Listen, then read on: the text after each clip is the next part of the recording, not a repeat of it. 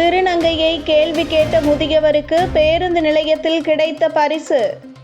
என்ன நடக்கிறது வள்ளியூரில்? ஒட்டுமொத்த திருநங்கைகளும் ஒன்று கூடி முதியவர் ஒருவரை தாக்கும் வீடியோ சமூக வலைதளத்தில் வைரலாகி வருகிறது. இதன் பின்னணி தற்போது பலரையும் அதிர்ச்சியடைய செய்திருக்கிறது. நெல்லை மாவட்டம் வள்ளியூர் சுற்றுவட்டார பகுதியில் திருநங்கைகள் பேருந்துக்காக காத்திருக்கும் பயணிகள் மற்றும் கடைகளில் யாசகம் பெறுவதை வாடிக்கையாக கொண்டுள்ளனர். கடந்த 6 மாதங்களுக்கு முன்பு வள்ளியூரில் உள்ள ஆப்செட் கடை ஒன்றில் திருநங்கை ஒருவர் யாசகம் கேட்டபோது கடையின் உரிமையாளர் 5 ரூபாய் வழங்கியிருக்கிறார். அவர் கொடுத்த 5 ரூபாயை அவர் மீது தூக்கி எறிந்து, எனக்கு 5 ரூபாய் போதாது, 10 ரூபாய் கொடு என மிரட்டும் தொனியில் பேசி கடை உரிமையாளர் மீது தாக்குதல் நடத்தியுள்ளார். இந்த தாக்குதலில் காயமடைந்த அவர் வள்ளியூர் காவல் நிலையத்தில் புகார் அளித்தார்.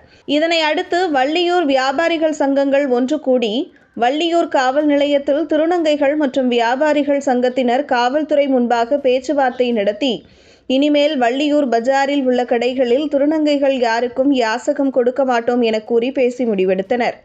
ஆனாலும் தொடர்ந்து பல்வேறு திருநங்கைகள் வள்ளியூரில் பேருந்துக்காக நிற்கும் பயணிகள் மற்றும் கடைகளில் தொடர்ந்து பணம் கேட்டு தொந்தரவு செய்வதை வாடிக்கையாக கொண்டுள்ளனர். மேலும் சுப முகூர்த்த தினங்களில் திருமணம், சடங்கு போன்ற சுப நிகழ்ச்சிகள் நடைபெறும் மண்டபத்திற்கு கும்பலாக சென்று 2000 முதல் 5000 ரூபாய் பணம் வேண்டும் என கராராக கேட்டு வாங்கிவிட்டு செல்கின்றனர்.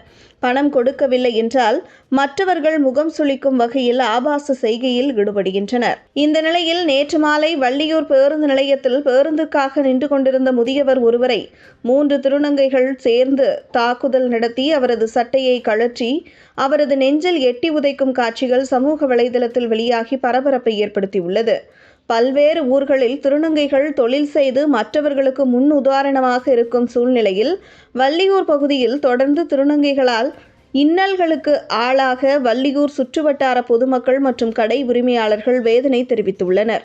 இவர்களை கட்டுப்படுத்த மாவட்ட நிர்வாகம் தகுந்த நடவடிக்கை எடுக்க வேண்டும் எனவும் கோரிக்கை விடுத்துள்ளனர்.